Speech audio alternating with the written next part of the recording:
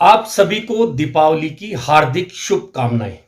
आज हम चर्चा करेंगे राजस्थान की दो विधानसभा सीटों वल्लभनगर और धरियावाद के उपचुनाव में आए परिणामों की।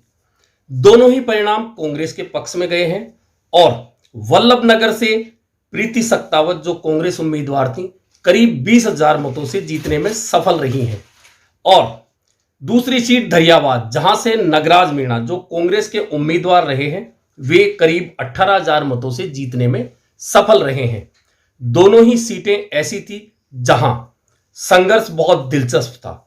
वल्लभनगर में कांग्रेस की जीत का सबसे बड़ा कारण और कुछ रहा या नहीं रहा, लेकिन सबसे महत्वपूर्ण बात रही कि जो अन्य तीन उम्मीदवार थे, रणधीर सिंह भिंडर जो निर्दलीय विधायक रह चुके हैं, उदयलाल जो भाजपा के उम्मीदवार रह चुके हैं और तीसरे उम्मीदवार थे भाजपा के हिम्मत सिंह झाला।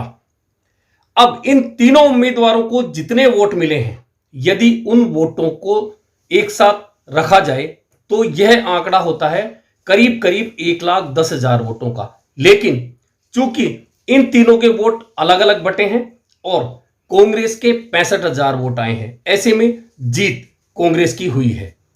और धरियावाद की बात करें तो वहां भी त्रिकोणीय मुकाबला हुआ है जिसमें कांग्रेस के नगराज मीणा को 18,000 वोटों से जीत मिली है। यहां निर्दलीय थावरचंद 51,000 और भाजपा का उम्मीदवार जो तीसरे नंबर पर रहा है खेत सिंह मीणा, उनके खाते में 46,000 आए हैं और वहीं कांग्रेस के जीतने वाले उम्मीदवार के खाते में 69,000 वोट आए हैं। अब यहां भी यदि दोनों जो हारने वाले उम्मीदवार हैं निर्दलीय थावरचंद और भाजपा के खेत सिंह, इन दोनों के वोट मिलाए जाते हैं तो यह आंकड़ा भी करीब करीब 91,000 वोटों का होता है, जो कि कांग्रेस उम्मीदवार से ज्यादा होते हैं। लेकिन चूंकि किसके कितने वोट आए ये महज आंकड़े होते हैं और चर्चा हमेशा जीत की होती है और दोनों ही सीटें कांग्रेस के पक्ष में गई हैं। लेकिन फिर भी यह जीत कांग्रेस को मुबारक तो है, लेकिन यदि यह मुकाबले सीधे होते तो क्या परिणाम बदल सकते थे, यह एक महत्वपूर्ण विषय है और इस पर कांग्रेस भले ही ना सोचे क्योंकि वह जीत चुकी है, लेकिन भाजपा इस बात पर जरूर विचार करेगी कि उसके वोटों में इतना बिखराव क्यों हुआ, वह भी उस स्थिति में जब आज पूरे देश में भाजपा नंबर 1 पार्टी बनी हुई है।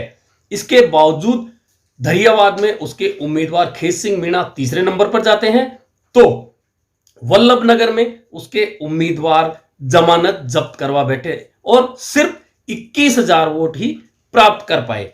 ऐसे में दोनों ही पार्टियों के लिए यह उपचुनाव के परिणाम सोचने की जरूरत बताते हैं। धन्यवाद।